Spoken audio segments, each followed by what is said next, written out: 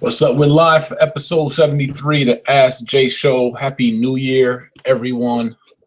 Again, so we are with our next episode, and we're winding down for our 90 days. We're going to be quick on this one, as I have somewhere to go, but we're going to be thorough, quick and thorough. And so let's start with our motivational message of the day before I get into the questions. And again, I'm just hope everyone's excited, good energy going to the new year. And I wanted to talk about consistency in our motivational message today, just because it's all, the typical New Year's thing we've all known since we were young, that, there's always types of new energy and new plans, new commitments and resolutions and all that kind of stuff. And none of that really makes a difference if there's no consistency in your plan. So I want to encourage all of you. And that consistency comes from self-accountability more than anywhere. You can have coaches and mentors and accountability partners and all that kind of stuff. That helps. But if you can't have an eye-to-eye, mano-a-mano conversation with yourself and hold yourself accountable for the things that you don't do or the things that you do wrong or should do better or could do better, or how you maximize your time, or how you feed your body, how you feed your spirit, how you meditate, how you serve others, like all those things, you got to hold yourself accountable for. You don't need somebody else to tell you to do the right things and to live right and live righteous, right? And just to be on your A game, I call it, right? Everybody should want to be on their A game all the time. And we all will fall off because we're human, right? We're not perfect. But if you have a conscious mind of always being on your A game, always being your best, consistently being at your best, you know what I mean? And holding yourself accountable, that's where you begin to form habits. And you create a lifestyle for yourself of excellence. And so I want to, as all you guys have new energy and resolutions or goals and plans and first quarter, third quarter, second quarter, 2016 plans, be consistent. Don't fall off the bandwagon. And the way you're going to be consistent is by holding yourself accountable. The first time you slip up, check yourself. Say, self, like, get your ish together, right? So I want to encourage you guys to be consistent with your plans this 2016, your goals, your resolutions. So I want to hop into the questions real quick. Thank you, Brandon J. Wigley, Real Estate King, J. Morrison, Real Estate Partners, VP, for these questions and being consistent with your help of this platform that we put together. First question comes from Twitter at the Recipe Box. It says, ask Jay, have you considered creating a wealth mastery course for children? And yes, I have. We have a curriculum. It's something I did years ago, but I like that, though. I didn't do it from a wealth mastery standpoint, but it was a financial literacy course for children. But I would like to actually create something like that, a financial literacy or wealth mastery course that covers all the components we need to know, but for kids. That's dope.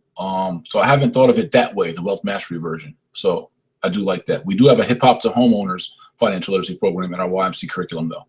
So great question. I think that's something I need to add to the arsenal. From Twitter, at Wolf_Real Estate, at Mr. J. Morrison, ask Jay, did you wholesale starting off in the very beginning or began straight into flips and buying and holding businesses? I started out in the real estate industry. Specifically, I started out as a portfolio investor, buying, holding, getting rental incomes with the mind of flips too. So I went kind of portfolio, then into flips, then into wholesaling. So I did it a little differently in regards to my entry to real estate, also as a realtor and as a mortgage loan originator, right? Working for a mortgage banker, mortgage brokerage. But as I've learned it, I've seen that someone new coming in, we all have different starting points, but I've seen where I felt the most common starting point is. And so that's how I kind of position or teach or whatever the case is. But everyone has a different starting point, depending if you're starting coming from 9 to 5, coming from college, coming from prison, coming from off the streets, coming from living at your mom's house, coming from being a realtor, being a mortgage loan officer, but don't know how to invest really. So everyone has a different starting point. And that's why all our strategies can be applied depending on, what works for you. So also from YouTube, a question comes from James Victor Johnson. Do you believe there is a such thing as a self-made millionaire? Yeah, I mean, I think what a self-made, I'll define self-made millionaire to me. And a self-made millionaire to me is someone that created a, I guess, a net worth or liquidity of $1 million plus, right? So multi-millions of dollars, and did it with without substantial, I would say,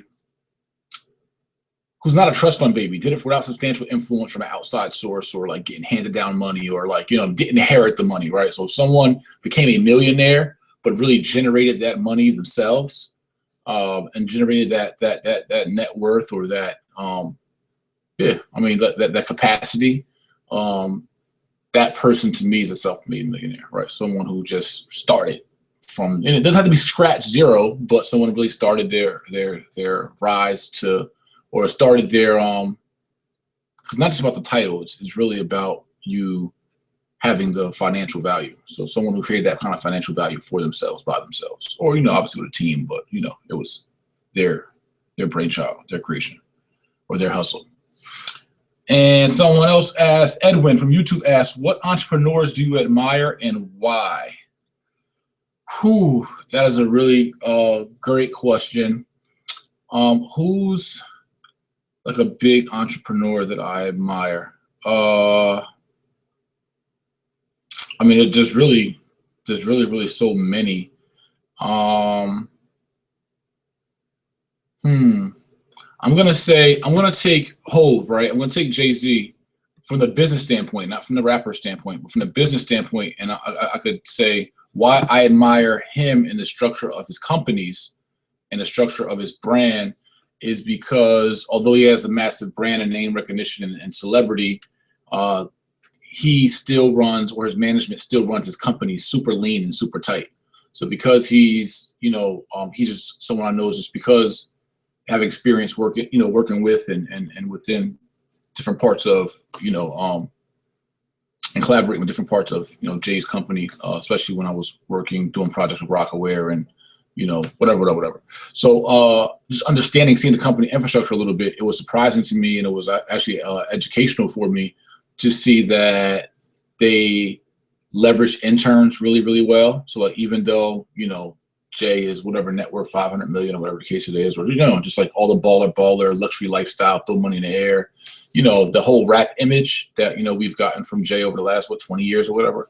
On a business standpoint, a business side, they run a ship really tight, as it should be, really lean, and don't overspend, right? So basically are frugal in a sense in regards to how they run the business operations. So that's something I admire from him as an entrepreneur, is like not letting the music imagery of being a careless and frivolous with money actually affect his business ideology, which is to be more frugal and to be more conservative and to be more tight and run lean.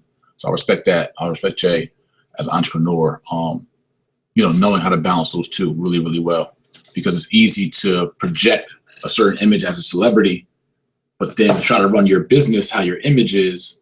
And your business really run itself into the ground. Will run itself into the ground if you tried to, ride around in Maybachs all day and everybody was flying around on jets and, all that kind of stuff. If you really live like that, your business would tank. So just seeing the balance in that is pretty dope. I admire that. And then last question from Ashley from H ask, favorite emoji? That was an interesting one. My favorite emoji. What do I love? It's really three. I love the red heart for love. I love the black dot. That's like black people. All right. And then I love the green recycle sign. It's like forever, repeat, right? So love, black, forever, repeat, keep it going. So, and red, black, and green, the colors of our flag. So I like using those because I believe black love matters. And the reason why is because black people still haven't fully healed, or not even partially healed for real, or been repaired from our kind of the 400 years of trauma that we've been suffering, right? So everyone knows the stats of black people. But I believe, and I keep saying it, I'll repeat it, that again, any people that have been traumatized, how we've been traumatized, will need to heal and be repaired. Anybody that's been a victim of, 246 years of slavery and 150 years of Jim Crow and mass incarceration and all the other great stuff like that, that people need to heal. And so I believe that the first step to healing is loving yourself. And so I like to project black love so that black people can heal, and that stops all the violence and stops all the everything when we start actually caring and having self-pride and self-esteem and self-love. So I promote the red heart emoji, black dot emoji, and the green recycle emoji. You know what I'm saying? And then the little brown fist, my color brown. I love seeing other people's brown fists, like, you know, Queen Jazz from YMC put your little light skin, little yellow fist in her emojis in our chats. And then like Brandon Wigley's a little darker than me, he puts a little black, super black fist on my King Mark Whitten out of Baltimore, whenever he hits me with the dark melanin fist.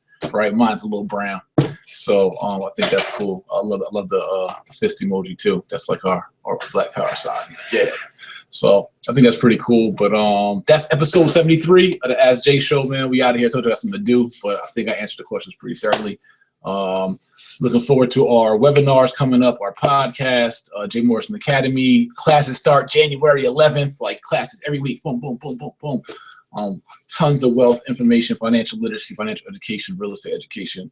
And we're going to be on the ground with Jay Morrison Real Estate Partners doing different Day with Jay private coaching in different cities, as well as wealth workshops in different cities, allowing everybody to come out and kind of having our own real estate investors group and start like closing out on more deals. I mean, I have a great team. I want to introduce my team to you guys throughout the country and allow you guys to do business and let's all make some money together. So looking forward to that as well. Follow me on Instagram at Mr. J Morrison, and I'll see you guys tomorrow for episode 74. We almost done 90 days of Ask Jay. Peace.